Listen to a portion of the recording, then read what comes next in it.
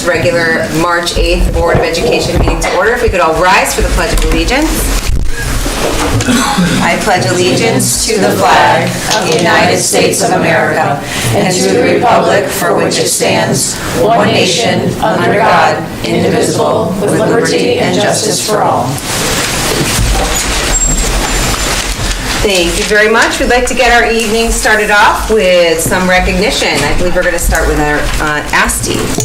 Yeah, so my favorite time of the meeting. Good evening to everybody. Thank you for being here. So we recently went and did a presentation to Lisbon, which I talked a little bit about in our enrollment committee. I'm sure Bruce will report out on that at reports of committees, and I'm actually going to touch upon it a little bit in the superintendent report on enrollment. But we were pleased to make this presentation to Lisbon with a proposal for them to have their students be sent to Lyman if they so choose, not only for being a part of the general population of Lyman, but also within our ASTE program.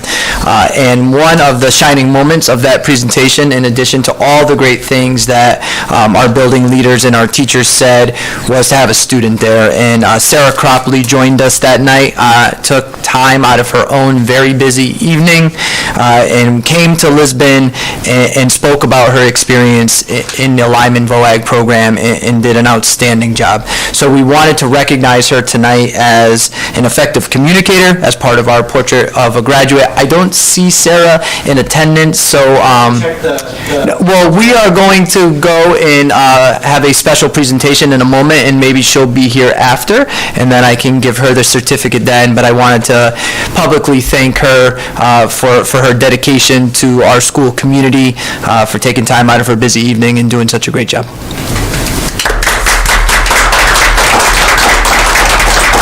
The second part of our recognition is a little bit different. It gives us an opportunity to get out of our seats and actually move the meeting. We're going to go to the auditorium. Ms. Ricard is in there with students who are preparing every day for the high school musical performance, which will be coming up shortly. So they are excited to kind of use you as a eager audience to witness firsthand some of their presentation. So if we could at this point take a walk over to the auditorium.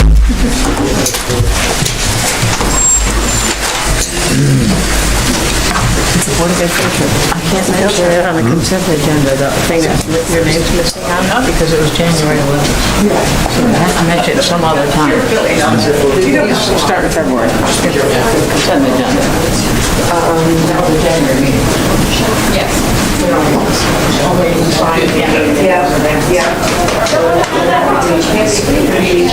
action item.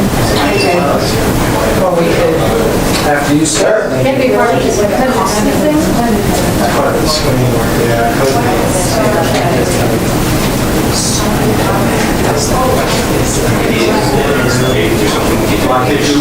I can do it in second, definitely do it in that. I wanted to, it's going to just still be. You can put up a graphic that says, right back, thanks.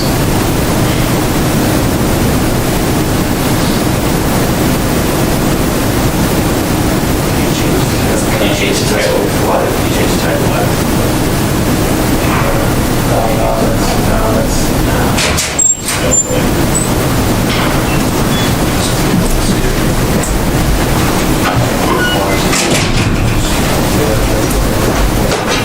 You might just have to write it down and then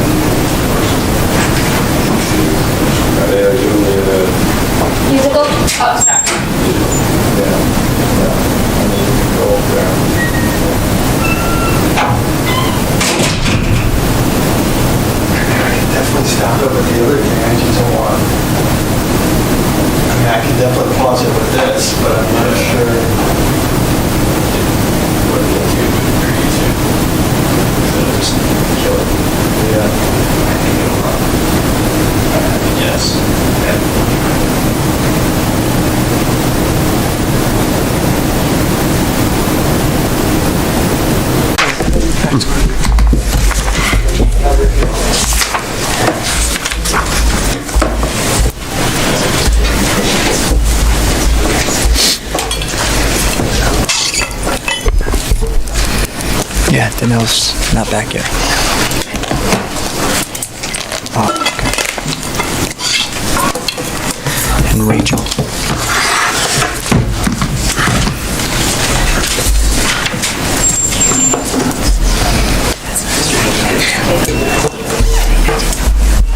Oh.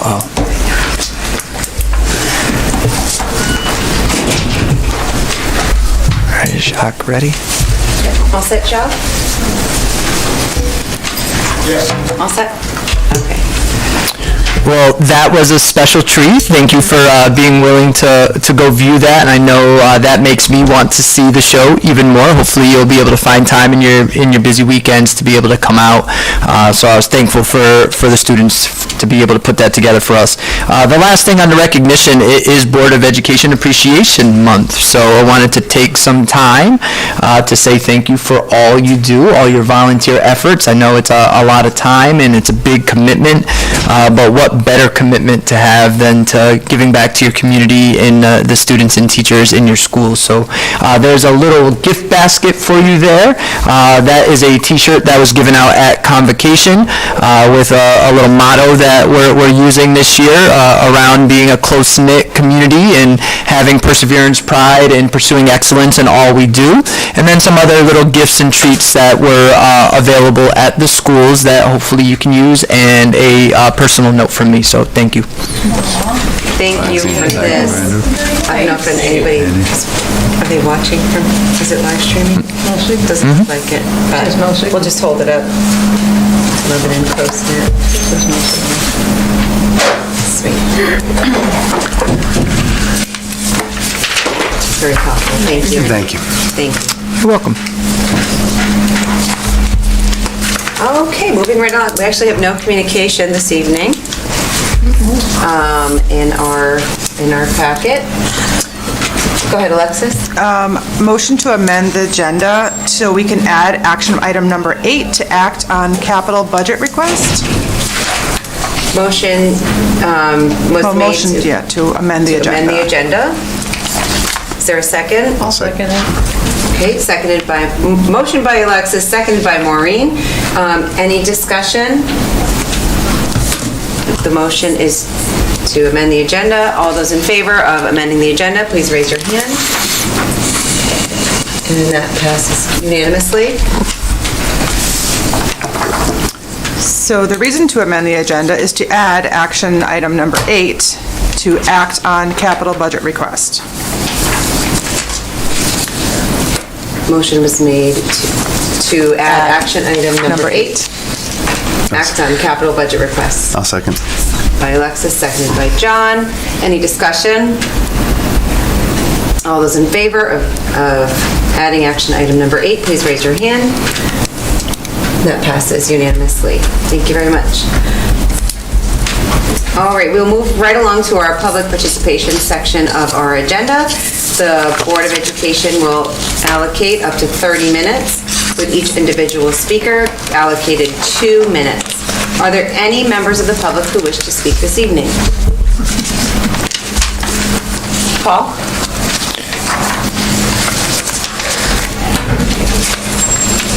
Come on up, just state your name for us. Sure. Paul Franson, 54 Bascom Road. I have 2 quick items I wanted to address tonight. I presented some specific contractual and regulatory questions pertaining to the school nurse positions at the January and February board meetings.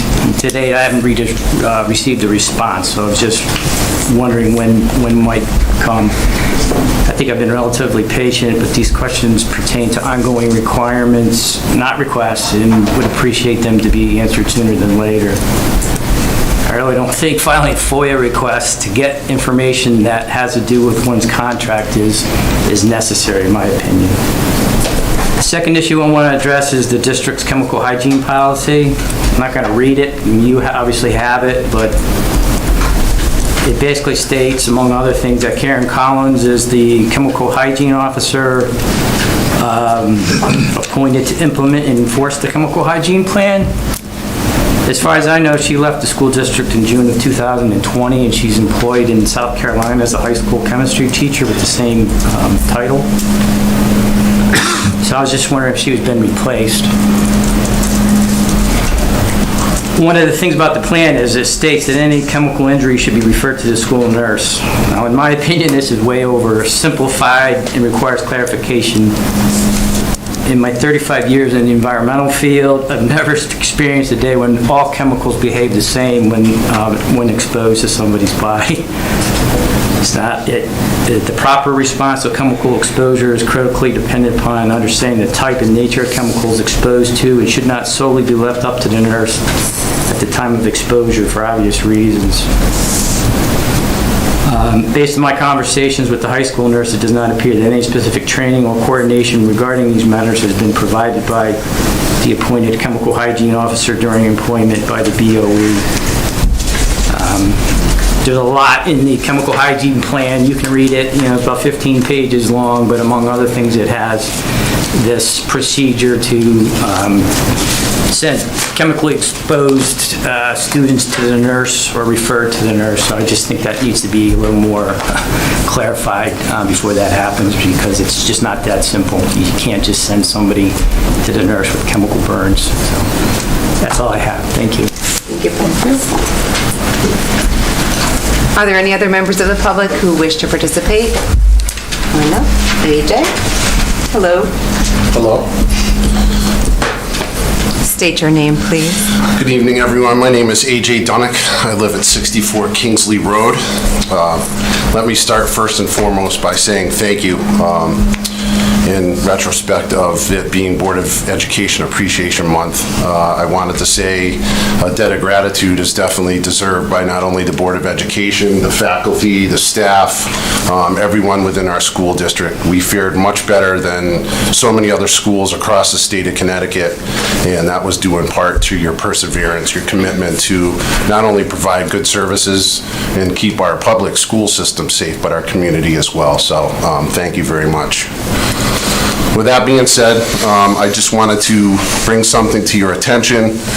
As many of you know, I've been involved with either the Little League or the soccer club or the Recreation Commission for a substantial amount of time. Still involved with the Little League for one more year. We just recently collaborated with the Lyman softball team to help them with a fundraiser to put additional funds towards their trip to Disney in the springtime. And that was with respect to running softball clinics for the Columbia Lebanon Little League. On Sundays, there were two dates that they were run, 2/6/22 and 2/20/22 in the middle school gym. The issue I want to bring forth is, in the past, there's always been a fee to use the gym, and it's been $40 to $50. I guess a fault of my own, I didn't really calculate what the additional cost would be now. And looking back at it now, I was provided with a bill from the Lebanon Public School System for the custodian services for those 2 days for a grand total of $404.08. Exasperated. I was a bit surprised with the overall cost of the services that were provided, but upon doing additional homework, I discovered that the 2 hours of pay equals the $187.68 divided by 2, which is $93.84 per hour, which is double time at $46.92 on Sundays. I just wanted to bring to you kind of in discussion with everything that's gone on in the last 2 years with COVID, not only concerns over the bill and the fees, but trying to find activities and outlets, positive outlets for kids, especially recreational activities. The rec department lost $1,600 in 2019 due to the fees to open the elementary school and the middle school. So now we're just using the middle school. And my fear is moving forward that not only is the Little League or the soccer club or other entities not going to be using the gym on the weekends, Saturdays and Sundays, because of the fees, which would be unfortunate, but they're also going to find other locations to do it. And I think that having that here and providing that for our kids in this town, and parents like myself that are taxpayers. It's rather unfortunate. Just a couple other things. I know I'm supposed to stay with 2 minutes. I probably already went over. There was a scoreboard this year. All season, the scoreboard didn't work at the middle school. Nicole, I apologize. I'll eat crow on that one, because I know you presented that a couple years ago, and I said, hey, as long as we do preventative maintenance, it's working. The bigger problem I wanted to also bring forth is the topic of facilities oversight and preventative maintenance. We talk about cutting positions or programs. I think there's got to be a better way for cost savings measures, and being the chair of the facility subcommittee previously, there's a lot of issues that need to be addressed, especially accountability from the top position within facilities to ensure that things are addressed here in a prompt manner to be able to save money, because preventative measures and maintenance in the long run can help from having to replace things and put in brand new things at all of our schools. So again, thank you for your time. I appreciate you letting me speak, and have a good night, everybody. Thank you. Thanks, AJ. Thank you. Are there any other members of the public who wish to speak this evening?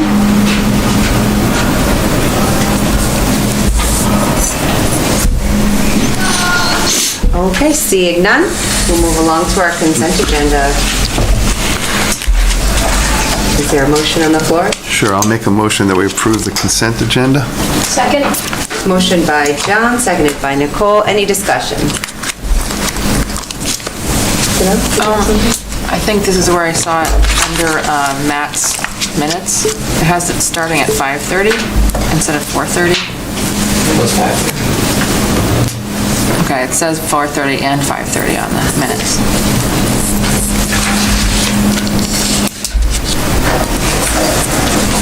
Oh, you're right. It says the meeting was at 4:30, but you called the meeting to order at 5:30. That was page 15.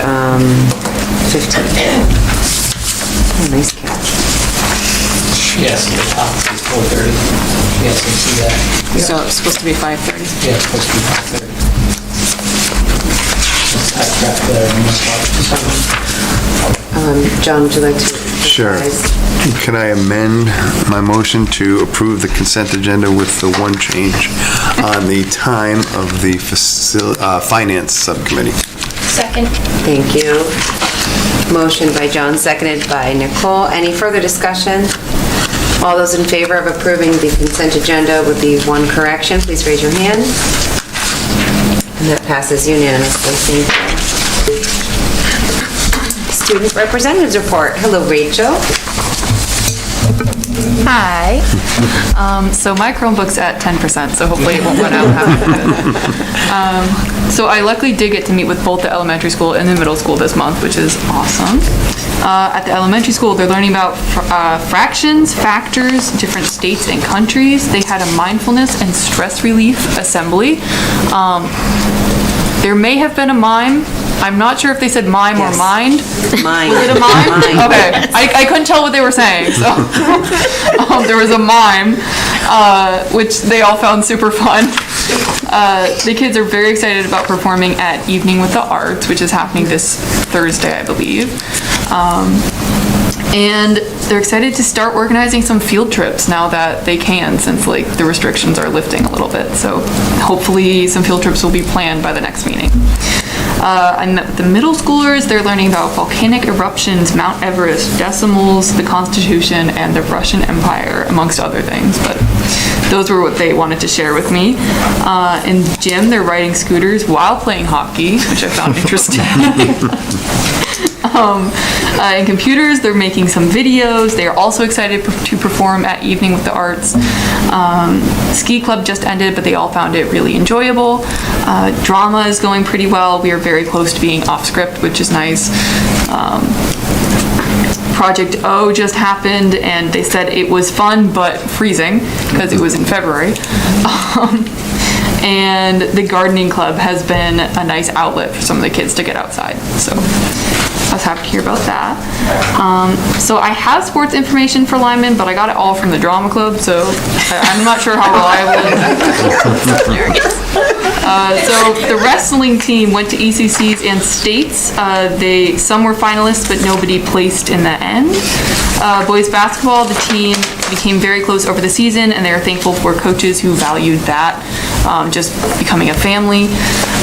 And girls basketball, they were going to compete in the second round of states, and I'm not sure what happened after that.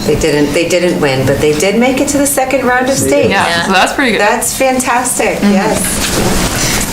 Boys and girls tennis is starting up now, as I know like a bunch of other sports are.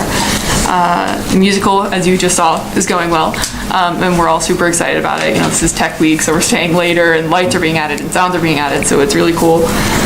Spirit Week is happening right now. I don't know if you noticed some of the drama kids dressed kind of weirdly in there. It was Tropical Tuesday today, so, and then tomorrow is Zoom Attire Wednesday, so nice shirts and pajamas on the bottom. That's creative, I like that. We have a pep rally also on Friday, and kids are pretty excited about that. And that is pretty much all I have. And now I'm going to go home because I've been here since 7. So. Thank you, Rachel. Looking forward to that musical. Me too. Can I add?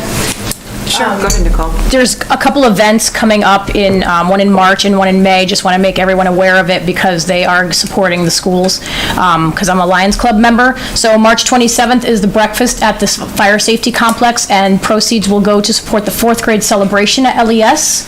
And then also I'm organizing a 5K on May 1st, which is going to go around the green. I'm hoping to have a lot of participation, and I really want Lyman students to help out on that one because I know they need community service hours, so, and to support the class of 2022 for their graduation as well. So that's coming up. Great. Thanks, Nicole. Thanks, Rachel. Have a nice night. Thank you. Administrators' reports. Yes. Reports of the committees. Oh, I skipped over that. Thank you very much. Committee reports. We have to do our job before. All right, let's start with Bruce. Enrollment. We had a meeting tonight, and we're happy to be school of choice for Elizabeth for the high school, which I was looking back at our records and all these schools that we participate with. We've never had Lisbon students on the list before, so this is something new, and that's great. And Andrew pointed out, we've got new schools that are also responding. Canterbury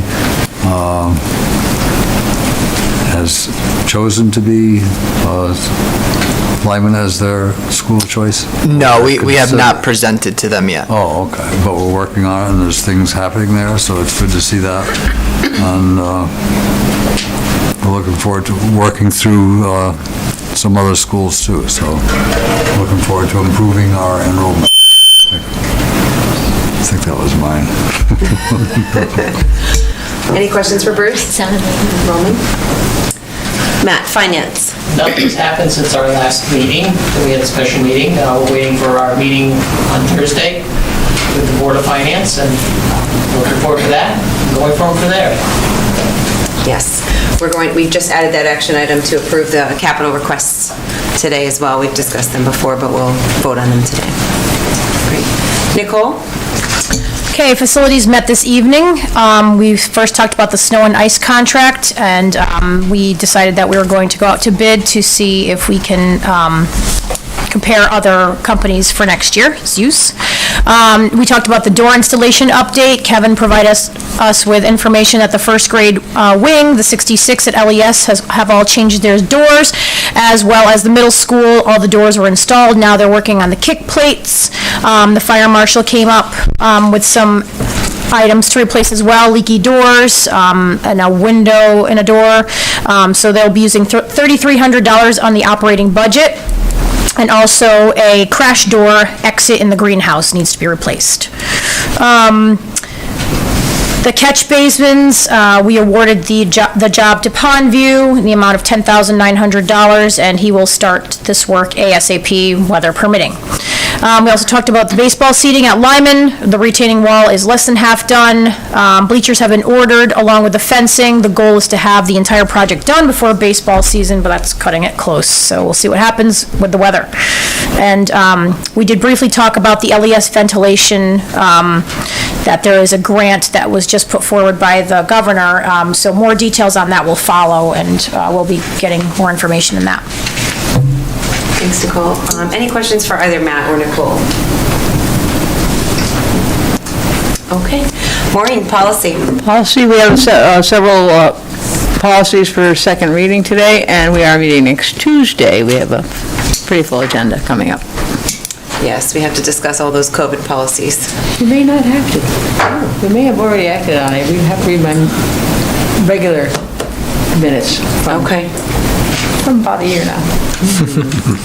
All right, thanks, Maureen. Alexis, negotiations? We did not meet. And John, Superintendent Eval? We did not meet either. Danelle, curriculum. We met tonight. We had a great, thorough presentation on the iReady math curriculum for grades K through 8.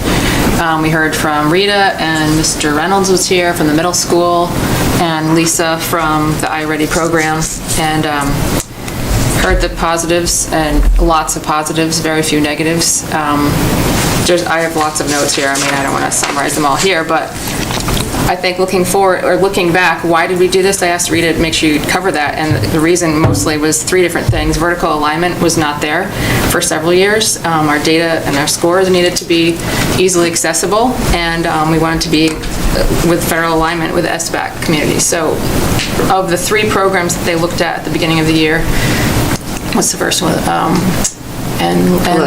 Illustrative math, and iReady, and what was the third one? Envision, thank you. They boiled it down to iReady or illustrative math, and in the end, iReady was the one that they would like us to move forward with.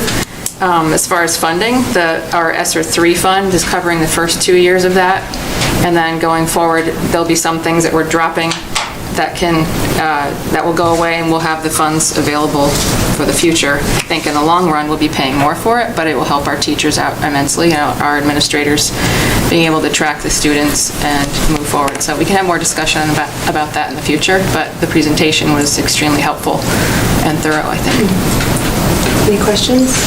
We use iReady in Middletown. We've been using it for a year now, and it's amazing. So we totally support that in public schools. Great, thanks, Danelle. Safety and security, Dawn? No report. And governance, just as far as governance, I know Matt just mentioned it, but on Thursday night, the Board of Finance will host a special meeting for our Board of Education presentation, where Andy will present the budget to the Board of Finance, the more Board of Education members that can come and support the budget. I know it's a tricky night because we have our arts night here at Lyman. We're all going to try to do our very best, but it is via Zoom, 7 o'clock on Thursday evening. Yes, we need the agenda. Andy and I have it, so just let us know and we'll send you that link if you don't already have it. Okay. Moving right along to our administrators' reports. Are there any administrators who'd like to add to their reports?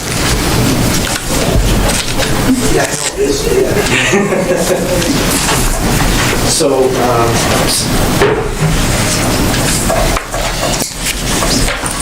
Sam and I each have one thing to add. I wanted to pass this book around. It's called Spine Chillers. I wrote about it in my report, but I wanted you to get a chance to see it. We bookmarked the page that our kids start at. So it's really cool. I mean, I think there's 6 or 8 kids in here. So I'll pass it around so you guys can all take a look. It's a nice thing that our creative writing class does. So our teacher's trying to get our kids into different competitions, and she's got them published. At the end of the year, they publish a book of their writings too. So I'll make sure I get that when that comes out. Sarah mentioned an evening with the arts, so we're very excited about that because we haven't been able to do that for 2 years. but if any of you remember it a couple of years ago, it was really cool. They had a paint by numbers of Van Gogh. Mr. Covino, who we all know is wonderful, is putting it on or organizing it. I don't think there'll be guacamole this year because they're going to do more bagged food, but there will be food there as well. And, you know, the play, they'll put on parts of the play and things like that. So it's a great night. I know we have the Board of Finance at 7, but if you can come at 6 for a little while before that, you can Zoom right in our conference room. That's what we'll be doing. We'd love to have you though. Thank you. Thank you, guys. I just have something really quick.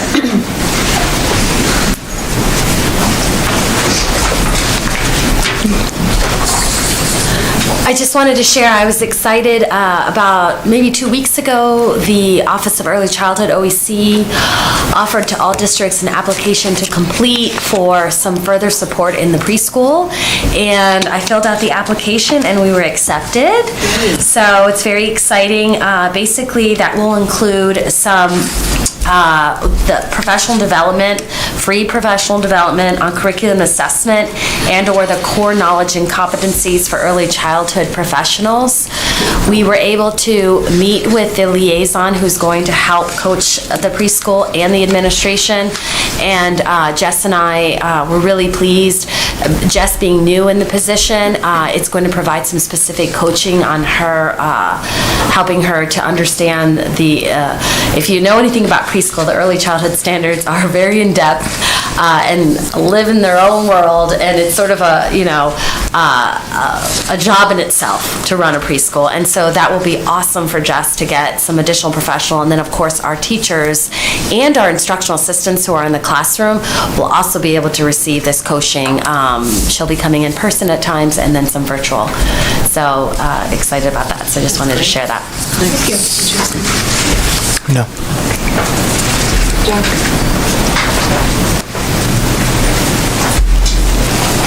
I just wanted to quickly introduce our new technician, Austin Dion, who just started on Monday. So I'm just lucky to have 2 full-time IT technicians, and this is our second edition. So thanks, guys. Welcome, Austin.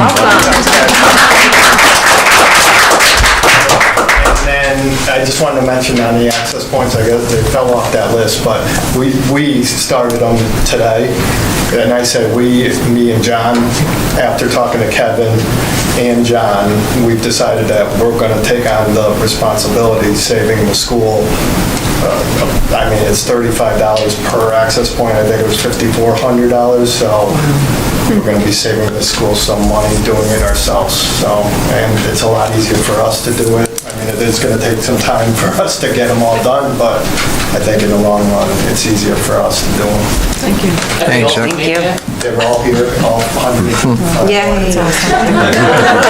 Thank you.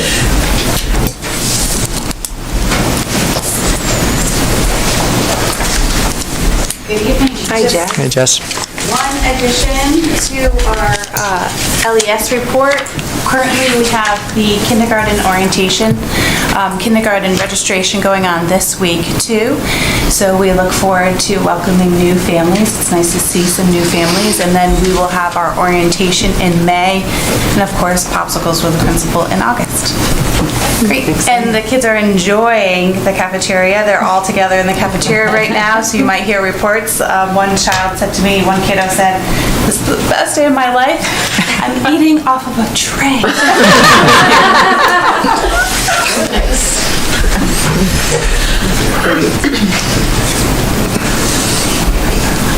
Okay, any other reports? Administrators? Okay. Moving right along to the report of the superintendent. Number 1, enrollment. Yeah, it's nice to go, you know, after Jess and celebrate those little things. Enrollment is at the highest it's been all year, and even higher than it was at the end of last year. Not a dramatic change from last month, but anytime we have an increase is great.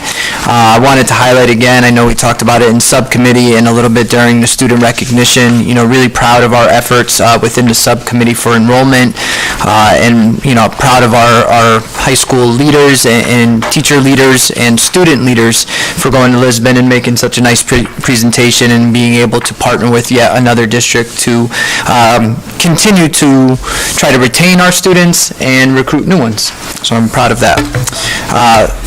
Again, with the little things, the COVID dashboard, usually I'm, reporting out on data and numbers, but this time I'm just gonna, be thankful for the opportunity to see the smiles of our kids and the smiles of our staff while supporting the choice of students and staff members who are continuing to wear masks. I've been one of them. In certain situations, I've opted to wear a mask, and in others I haven't, but I think everybody's been very respectful of that. I think in large part, people are happy with the decision. Last time we met, I was, 50 or so, a stack of emails to share with you, people's thoughts about the decision, and since the decision, 0 emails. So I think no news is good news in that regard.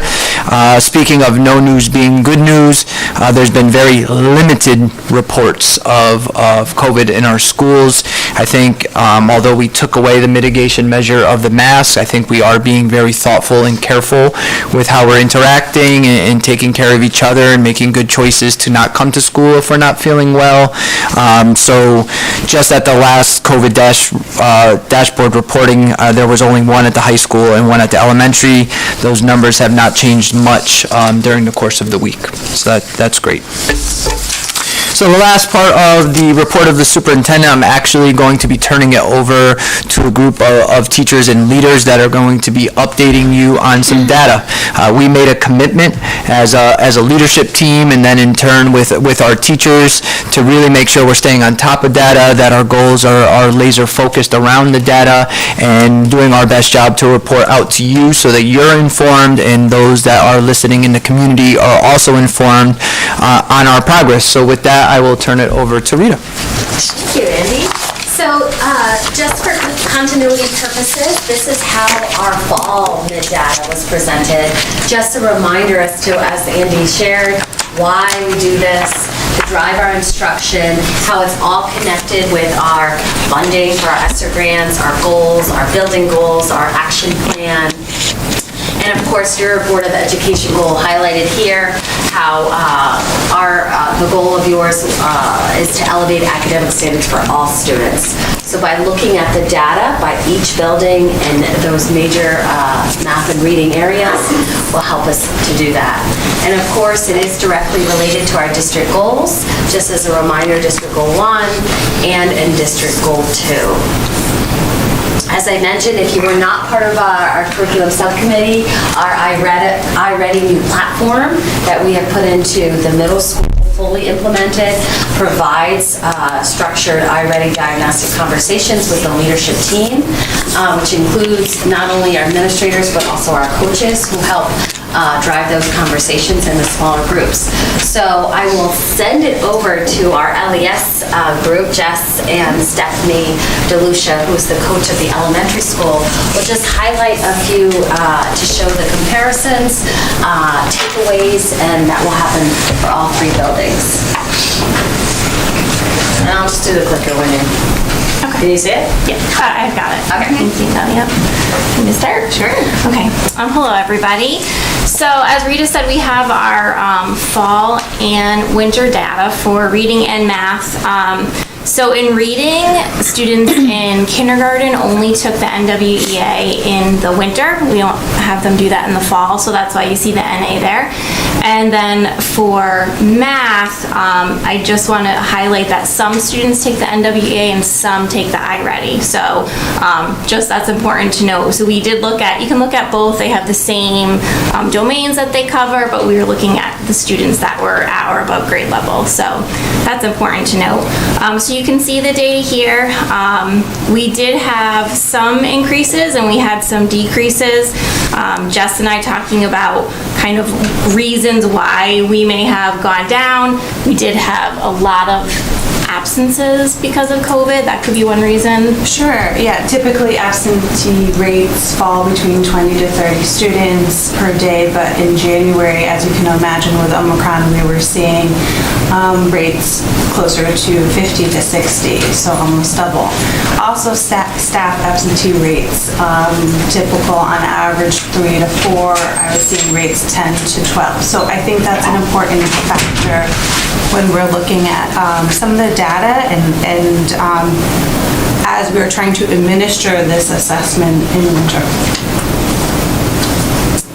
Go to the next one. And then this slide shows our BAS, our benchmark assessment system. So this is the reading levels that our students are at. So we are measuring how many students are at or above grade level at certain benchmarks in the fall and the winter. Again, in kindergarten, we don't administer the BAS to all students in the fall. If we do happen to have some students that are reading, we do give that, but we don't measure the entire class.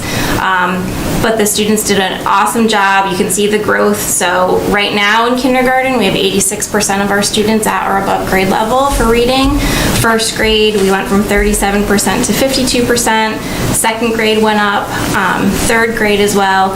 Fourth grade, you'll see a little dip, but for fourth graders, they're moving through levels, not as many levels, so that's pretty common. So as a first grader, they might be going from like a level D to a level H, whereas fourth grade, it's, kind of one level. So that's why we see that at this point, but they are making excellent growth as well.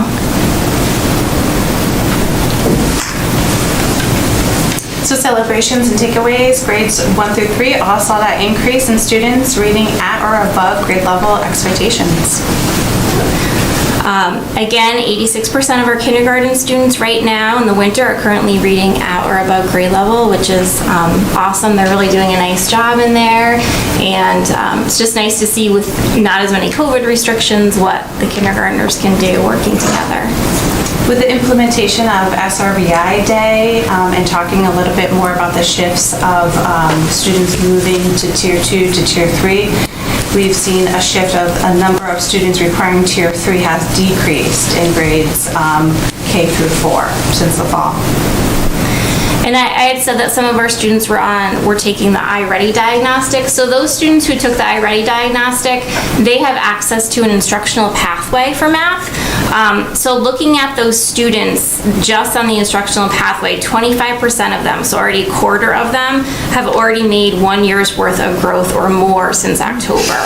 So we look for typical growth within a year or stretch growth, which usually takes multiple years, and we already have a quarter of our students that are making that progress. So that's telling us that those students that are on it consistently, it is working, and definitely filling in any holes that COVID may have caused. And all stakeholders are collaborating to use that data to determine Tier 1, 2, and 3 needs within that SRBI cycle, that 6 to 8 weeks.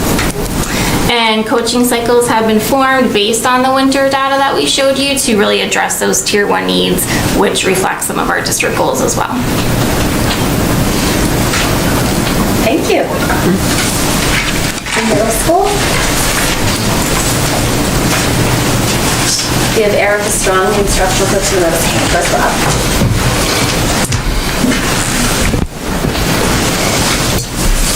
Good evening, everyone.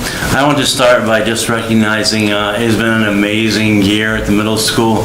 We've had so many different initiatives that we've taken on this year with a change in our schedule, our total redesign of our intervention period that we call MTSS. We've piloted math, writing, and science curriculums all at the middle school.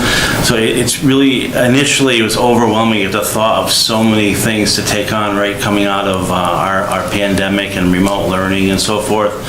But I have to recognize that it's been invaluable having both Rita and Mrs. Strong here helping me with all of these initiatives that it would not have been possible without the help that myself and all of the middle school staff has received from these two individuals. So without further ado, I'm going to turn it over to Mrs. Strong, and she's going to dive a little deeper into the data. All right, so taking a look here at our data, I just, for you to take a moment and see, we made in almost, every grade level and every subject area, we made pretty big gains. And I'll tell you, that's something to celebrate. It's something we're very, very proud of.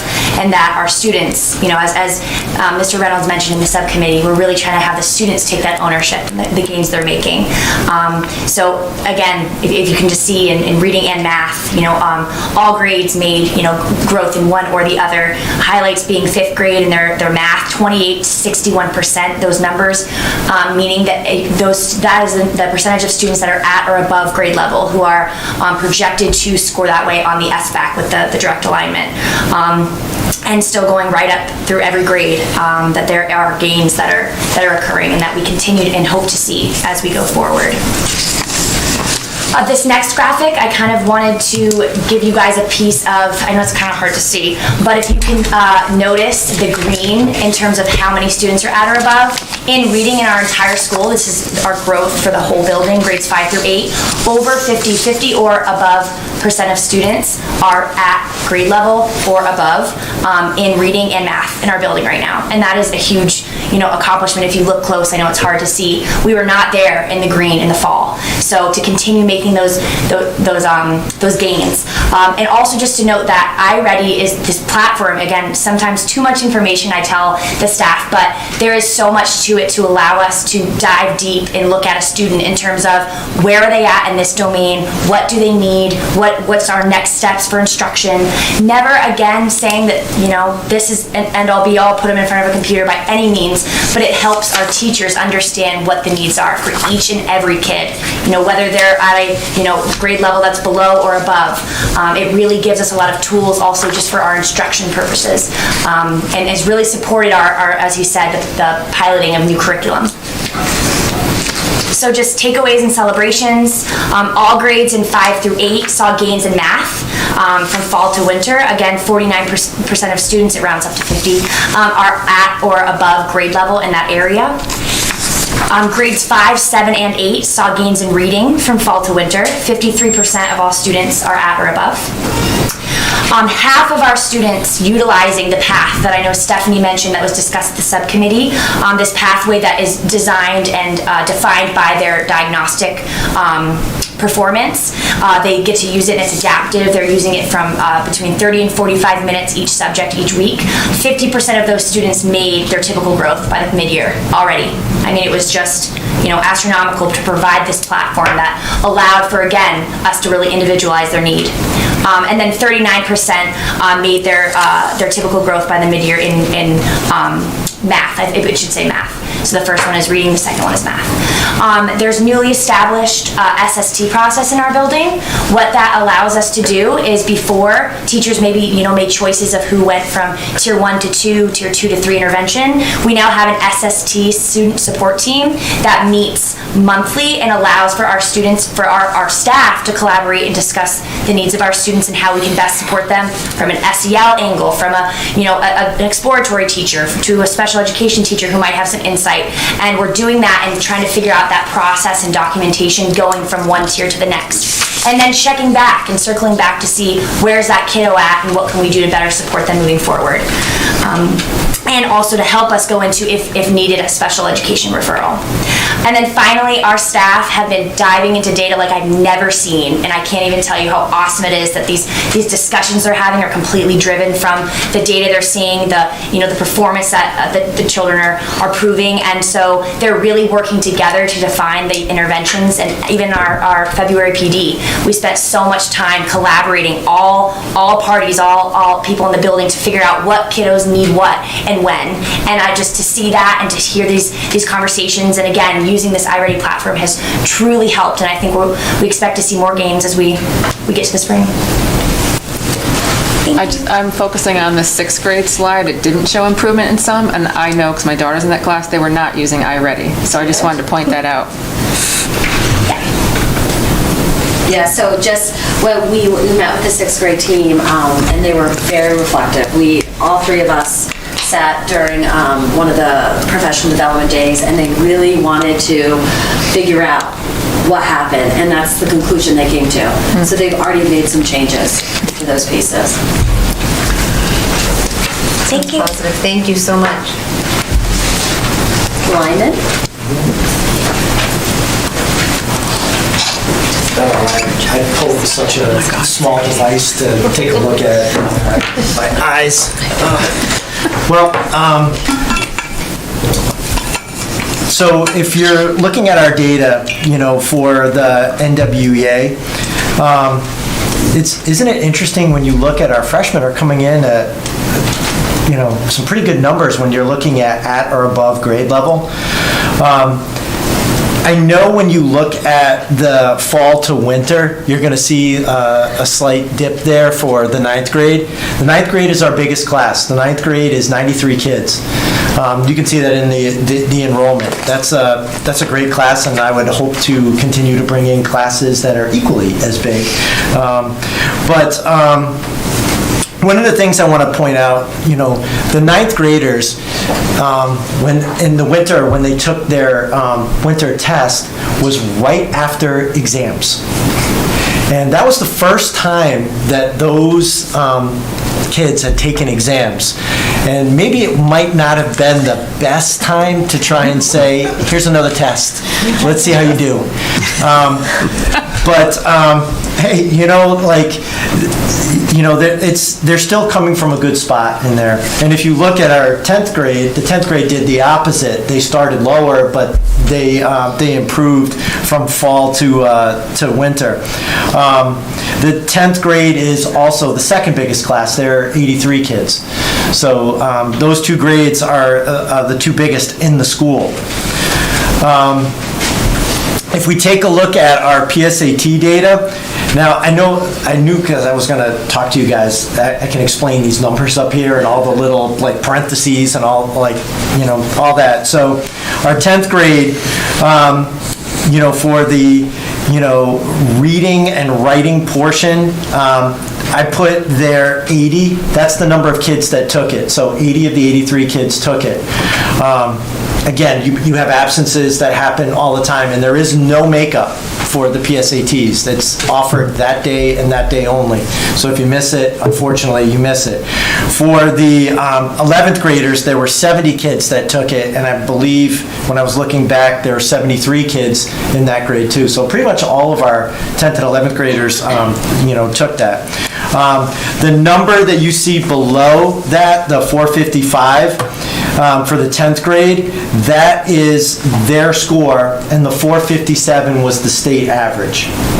Okay, and the same thing for the 11th grade. You can see 491 was their score, 487 was the state average. So they slightly, outperformed the state in that sense. The 472 total, that was for both grades combined, and that was the state average for the two as well. And you can see the same thing below for the 10th and 11th grade in terms of math. Slightly above for the 10th grade, and a little bit below for the 11th grade. And you can see the total, our totals. Whoops, then it just went on me. You can see our total score and the state total score. I did want to point out that the October 2020 PSAT test, so our current 11th graders, this is what they did as 10th graders. And you can see that their numbers improved. So from 10th grade to 11th grade, they improved. And again, if you look, there's only 61 students that took that test as 10th graders. We had kids that were distance learning last year. We got more kids to take it this year. And I'm going to turn it over to Sam. So Jay already hit on the first 2 points. So in terms of the numbers that changed, and a lot of that can be attributed to distance learning. It was challenging to get some of those students to come in who were distance learning to take the PSATs. So this year we did have more taking it, which was great. In addition to that, we've made some changes that we talked about a lot last year with our Striver data that we had went over. So we added the additional math lab with bringing the math teacher from the middle school up to the high school full-time. and that currently has 16 students in it, servicing across Algebra 1 to Geometry, Statistics, and Pre-Calc.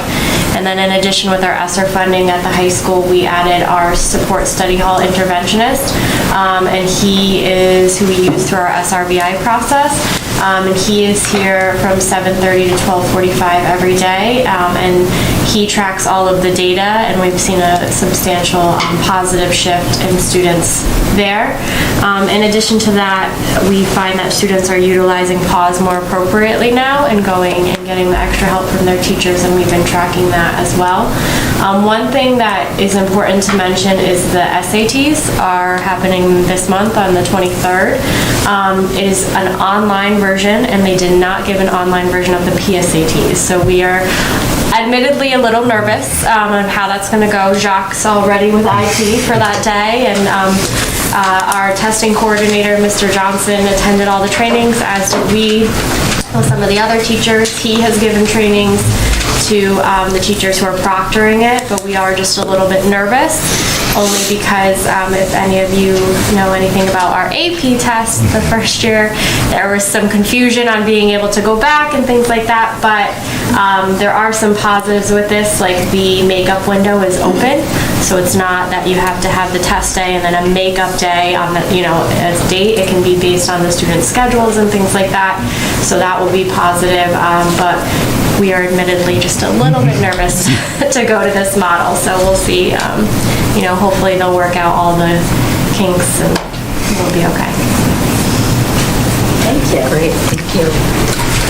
We will be, I just wanted to, thank the teams that presented tonight, and as much as it's great to glean information on our students and how they're performing, it's equally as exciting for me to see the look on the administrators' faces, the coaches' faces, the teachers' faces, as they present and share how proud they are of their learners, and even to be vulnerable enough to identify areas that didn't go as well, but to be able to look at that data and really approach it with a growth mindset and a plan of how we're going to improve and continue to pursue excellence. So proud of the team and thank them for their presentation.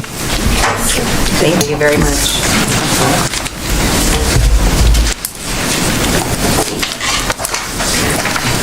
Opportunity for questions.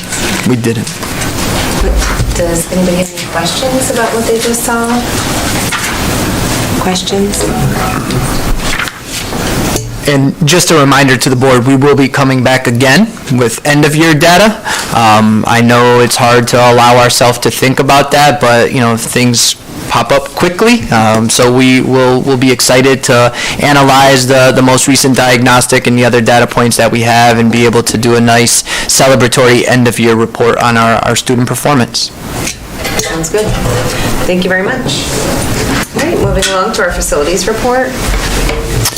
Yeah, so Mr. French did leave home. He was not feeling well. The one thing that I do want to take a moment to highlight on your facilities tracking list, that's as part of your packet, there is a correction that the doors project is in progress, and it's something to highlight and feel good about, that everything that's been Board of Ed approved this year is either in progress or complete.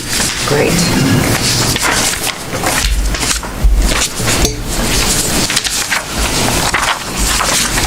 Any questions on that? No? All right, our finance report, 21-22 budget. Val?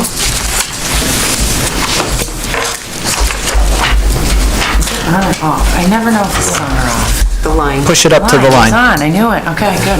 Thank you. How's it going? Good, how are you? How's everybody? Good. So at the end of our, at the very end of the report, I did put some February updates, so little changes that we've seen. A little point of where we were last year at this time, we were at 29% remaining. Right now we're at 31.8 remaining. We did receive roughly $148,000 in our excess cost reimbursement with additional Medicaid reimbursements that help supplement our budget. And then you'll notice that the 510 pupil transportation grouping is finally looking a little healthier and better after we were able to correct that purchase order we've been talking about. If anybody has any other questions, I'd be happy to answer or take notes.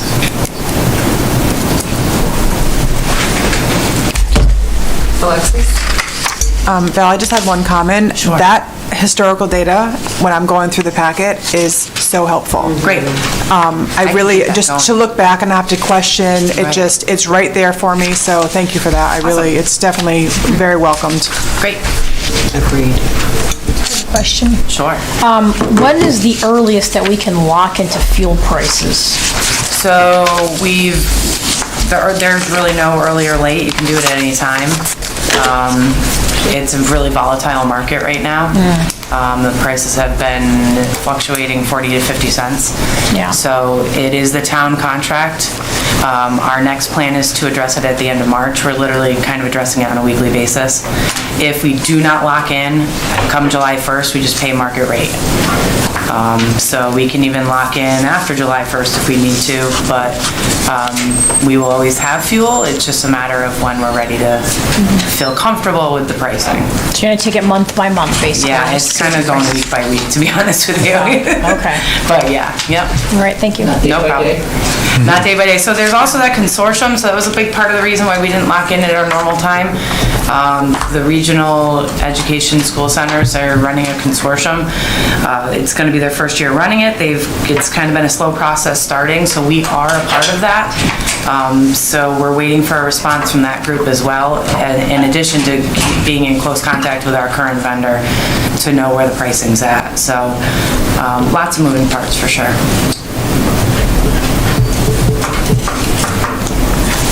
Any other questions on the finance report?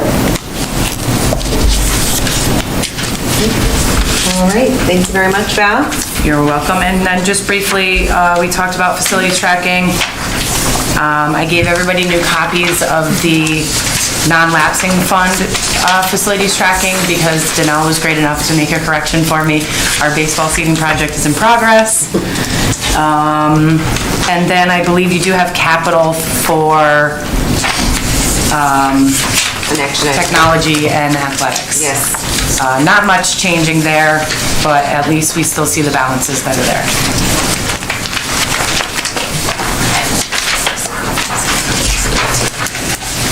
All right, thank you very much. Any questions on any of those, the capital requests as well?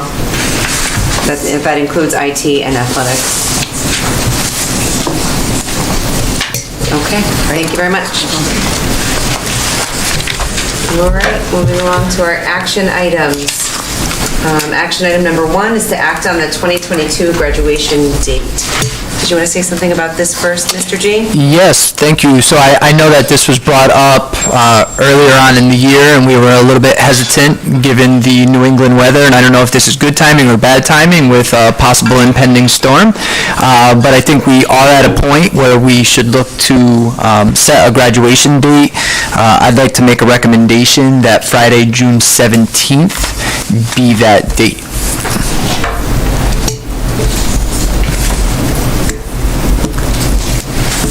Is there a motion on the floor? Motion to make June 17th, 2022 the graduation date for Lyman. I'll second. Motion by Nicole, seconded by John. Any discussion? Danelle? Question about the LES and LMS graduations. Yeah, so they really will start to launch into full planning mode once we set the high school date, so I think there is a little bit of a trickle-down effect there, and I'd like to get on that sooner rather than later. I know that all of the events are extremely important to the students, to the staff, to our families, and there's planning that goes into that.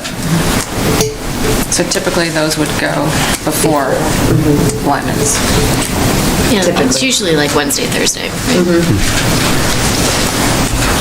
Any further discussion? All those in favor of approving June 17th, 2022 as the graduation date for Lyman, please raise your hand. And that passes unanimously. Great, thank you. Maureen, do you have A motion for me?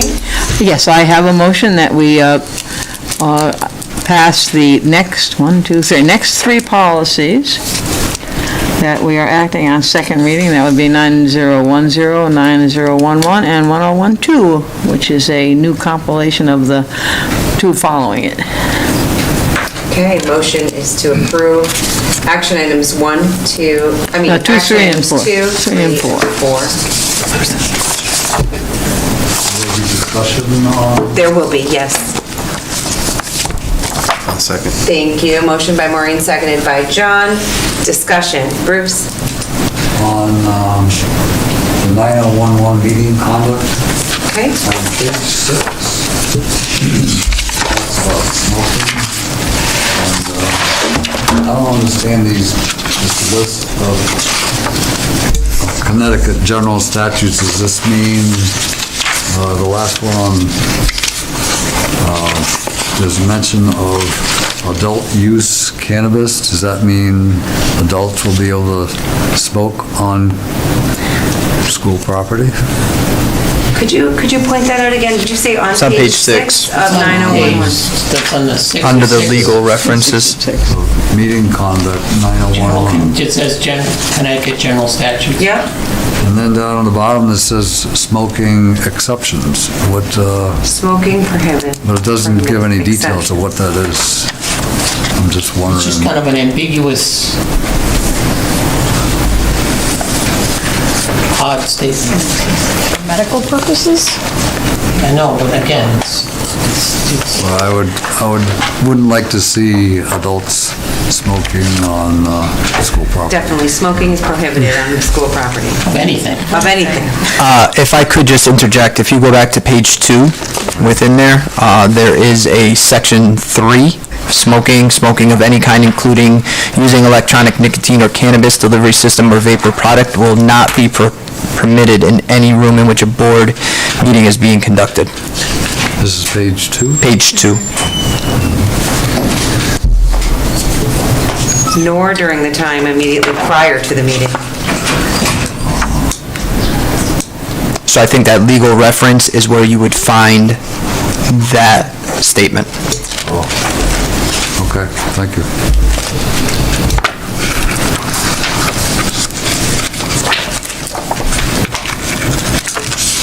Any further discussion?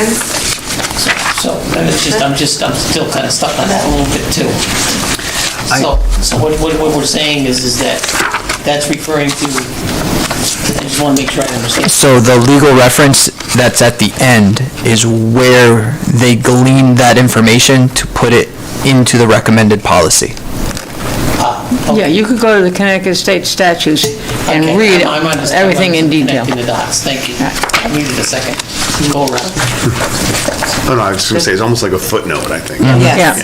Okay, thank you. Any further discussion? All those in favor of approving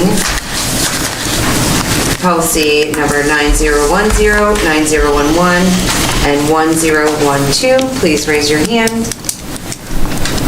And that passes unanimously. I would also approve the deletion of the next three. The first two are built into item 4. And graduation exercises are, we don't need to have a policy because there's a statute for that. Okay, motion by Maureen. Seconded by Janelle. Give us Janelle. Come on, John. Okay, any discussion? All those in favor of approving the second reading? Deleting. Deletion of policy 1000, 1100.2, and 6146.3. Please raise your hand. That passes unanimously. Okay. Action item number 8. Is there a motion on the floor? Motion to approve the capital budget for 2022-23. Great. I'll second. Thanks, John. Motion by Nicole, seconded by John. Any discussion? And what page are we looking at? We are looking at the handout in front of you. Oh, okay. The top page is athletics. Second page is facilities. Right. The last page is IT. Thank you.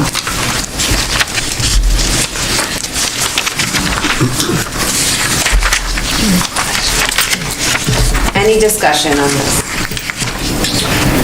Go ahead. So, if we approve this, does that mean we approve all the things that are on the list, or how does that work? The capital budget. Yep, this is the amount, this is what we are going to be asking for approval. Okay. For. Thank you. Yep. Further discussion, questions? Dana? So there's items on here that are $600,000. Am I looking at this right?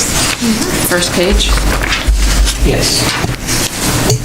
But if I could point out that those are things that are part of a 5-year plan, that these are things that would be brought to the Board of Finance for approval in 25-26.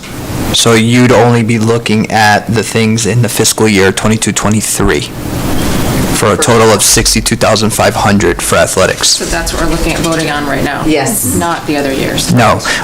The people that are in charge of these areas try to look over the long term so that not only the Board of Education, but the Board of Finance would be able to see some projects that they foresee needing to try to tackle.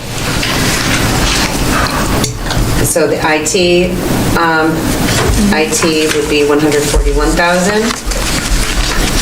Facilities. And if I could just, to that point, make a comment that I know that when IT capital has been going forward and being approved, historically, that did not include the one-to-one devices that we have now. So obviously, when you have more devices, you need to refresh and replenish those devices at a higher cost. Facilities is $305,000, and athletics is $62,500. That's what we will be voting on today. Bruce? Is this in addition to the budget we've? Yes. Yes.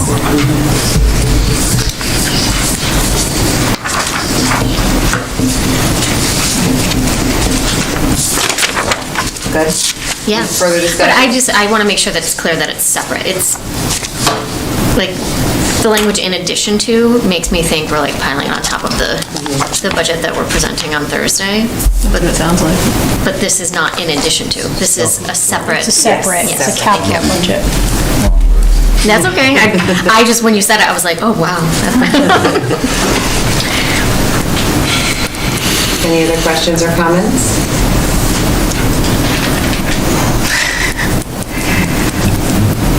This gets personal a little bit when I look at some of these items. I think we have one of the best looking soccer fields in the state right now, but it says we need $25,000 of maintenance repair, and I don't see the soccer field being used except for soccer season for like 3 months. But I don't know the backstory of these issues, I guess. Do you want to speak to that? If I remember correctly, the drainage has been on the, as long as I've been on the board, drainage has always been an issue. I just want to make it known, too, that, you know, we're looking at this upcoming year, but this is just a forecast. Like, next year, we're going to be going through this again, and we're going to be seeing things could change. We're going to be shifting things and moving them. But right now, you know, everyone's worked on these with finance and facilities together to get the 22-23 moving forward. I think it's good for us to see the 5 years out, as well as for the Board of Finance to see what we're going to need and what the town needs moving forward. And if I may, I think some of these things you may have seen in years past. And when we've brought proposals forward and then been provided with a certain amount of funding, things fall off the list. So I did task the people that put these forward to not only be thinking about things that we want to do to move each and every one of these parts of our school forward, but be thinking about things that maybe have gotten passed up in years past.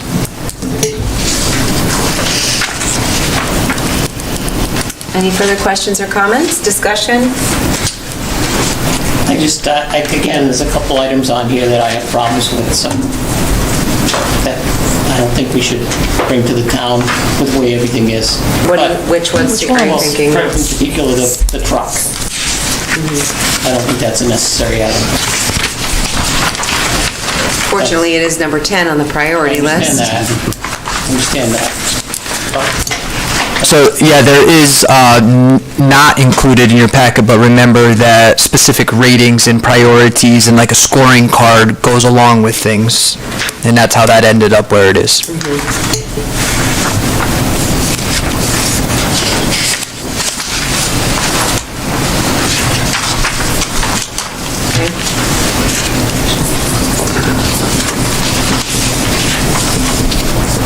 All right, all those in favor of approving the capital budget requests in the amount of $62,000, that wasn't the motion, but can I restate it? $62,000 for athletics, $305,000 for facilities, and $141,000 for IT. Please raise your hand. That was 62,500. 62,500, yes. Got it, Hannah? Yeah. That's Dawn, John, Alexis, Sarah, Maureen, Nicole, Bruce. All those opposed? That's Danelle and Matt. And there are no abstentions. That motion passes. Thank you. All right, our next item is items for next agenda. Does anybody have any items for next agenda? Do we need to talk about the next year's calendar in April? Right. We've already done. I believe we've already approved it. Did we? Yes, yep. Back in November, I think. That early? It was We fast. did it that early? We did it early. Okay. Yes. Okay, if you think of any items, please let somebody know, maybe myself or Andy. That'd be great. And we will adjourn at 8:54. Have a great night, everybody. Thank you very much.